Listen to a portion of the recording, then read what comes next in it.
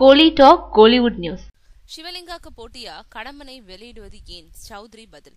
Raghava Lawrence நடிச்சிருந்த மொட சிவா கெட்ட சிவா படத்தை Super Good Films RB Choudhary தயாரிச்சிருந்தாரு. பல இடையூறுகளுக்கு பிறகு அந்த படம் வெளியாச்சு. இப்போ ஆர்பி சௌத்ரியோட தயாரிப்புல ஆர்யா நடிப்புல உருவாகி இருக்கும் கடம்பன் வரும் ஏப்ரல் 14 வெளியாகுது. அன்றைய தினம் ராகவா லாரன்ஸ் நடிச்சிருக்கும் சிவலிங்கா படமும் வெளிவருது. ரெண்டு படமும் மோத வேணா, கடம்பன் படத்தை தள்ளி போடுங்கன்னு சிவலிங்கா பட தரப்புல கேட்டதுக்கு ஆர்பி சௌத்ரி மறுத்துட்டதா சொல்லப்படுது. இதுக்கான விளக்கத்தை நேத்து நடந்த பத்திரிகையாளர் சந்திப்புல ஆர்பி சௌத்ரி கொடுத்திருக்காரு. இதை பத்தி அவர் என்ன சொல்லியிருக்காருன்னா, மொட்ட சிவா கெட்ட சிவா படத்தை மிகுந்த சிரமத்துக்கு இடையே வெளியிட்டோம்.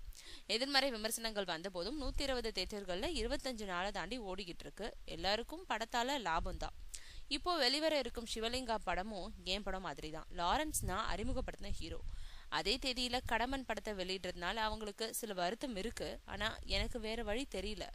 கடம்பன் மலைவாழ் மக்களோட வாழ்க்கை மையமா கொண்ட படம். இதே மாதிரியான படம் தான் ஜெயம் ரவி நடிக்கும் வனமகன். ரெண்டும் ஒரே ஜானர்ல தயாராகி இருக்கு. அந்த படமும் விரைவில் வெளிவர இருக்கு. அதனால அந்த படத்துக்கு முன்னாடி கடம்பனை வெளியிட வேண்டிய கட்டாயம் இருக்கு. இப்படி ஒரு சூழ்நிலை இல்லாம இருந்திருந்தா கடம்பனை 2 வாரங்களுக்கு தள்ளி போட்டிருப்பேன். இதை அவங்க கிட்டயும் தெரிவிச்சுட்டேன், புரிஞ்சுக்கிட்டு இருப்பாங்கன்னு நம்புறேன்னு சொல்லியிருக்காரு.